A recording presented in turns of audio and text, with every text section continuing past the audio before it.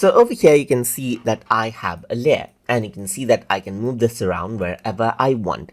But the layer right here is named as TutorTube1. But what I want to do is I want to name it as Lotus. In that case, all I need to do is double click on the name of the layer right here and name it to whatever I want. So let's say I'm just going to go around and say Lotus right here. So I'm just going to go around and say Lotus, press enter, and there you go. The layer has been renamed. And renaming layers is very important if you want to keep your design organized.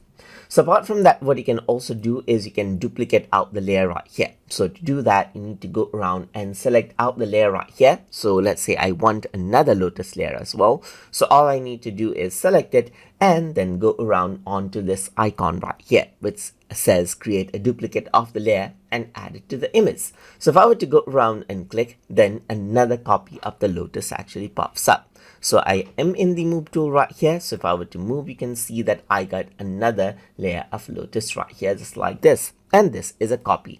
I can go around and double click right here, just like this. And then what I can simply do is I can rename it to Lotus 2 right here, just like this. Press enter, and this is what you have.